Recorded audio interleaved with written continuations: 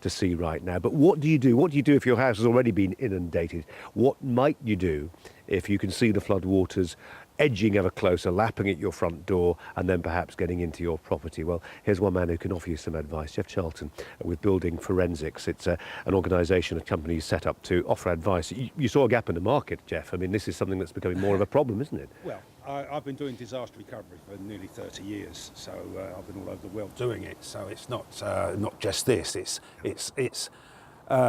been useful being in the UK and being able to help people, local authorities and lots of people with advice.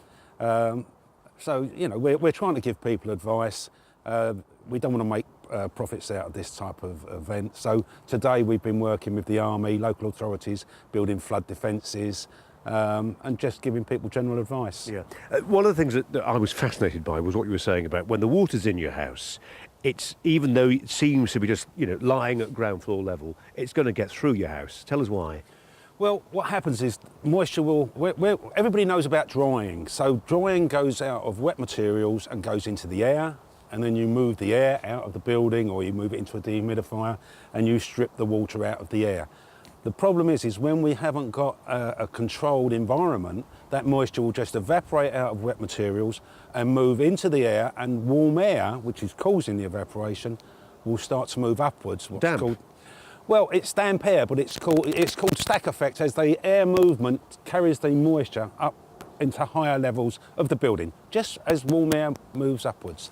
So people need to understand that they have got to control the moisture that's coming off. Not just if you put lots of heat on, great, but if you don't change the air and move that moist air out of the building, you're going to get secondary damage.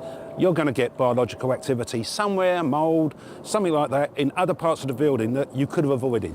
This area flooded back in 2003. We had dreadful floods back in 2007, a couple of years ago as well. This is becoming a theme now, and that we're getting a response. We're getting a response from people who think hard about these problems. You were telling me earlier, for instance, that there are giant zip bags now. You can actually wrap up your car. Yeah, you can drive your car into a zip bag, lock it up, and it's safe. You know, we keep seeing vehicles being thrown away or contaminated, and, you know, it's a complete waste of money. You know, for a very small amount of money, you can have a resilient bag. Same sort of thing you can have in the house, and you put your three-piece suite, your TV, in a Ziploc bag, and it's safe. So, although people seem to be not really prepared, there's not too much contingency planning for people that are flooded, but people that are getting flooded in every other year or every 5 years, they should now start to be making plans on how they can get over it. You know, and what's top of the list? If you have not flooded out yet, but you are fearful tonight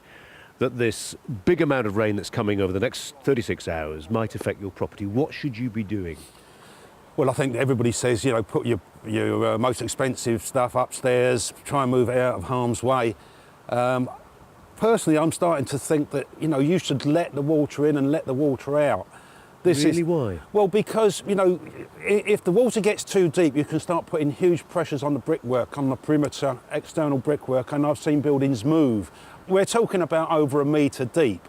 So if you've got water coming up to a metre deep... But it can cause structural damage. Yes, it can.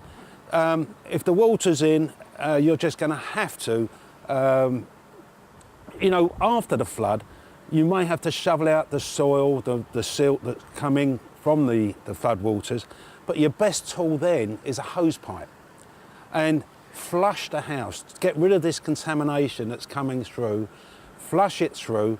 There's now a code of practice that the Environment Agency actually funded called PAS 64.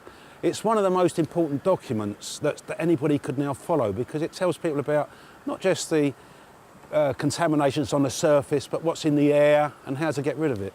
Jeff, I know you've got a lot of useful advice. As an Army Land Rover that's trying to get by, which we ought to let come by, so we'll just step onto the curb here. Maybe we can get you to do something for our website as well, Jeff, because I know there's some really genuinely useful practical advice that you've got. In a moment, we'll go to Jane Secker in Worcester, but I just want to show you this because it was something, again, that Jeff drew our attention to. If you're going to improvise a line of sandbags, and these are just bin bags filled with sand that's been dumped here by a local contractor. Make sure, Jeff, you was telling us, you've got to have some sheeting as well. Weigh the sheeting down with the bags, but you need some impermeable membrane beyond the sandbags to offer a truly robust line of defence against the ingress of water coming in. We'll bring you a bit more from the Thames Valley in just a while. Jane, over to you.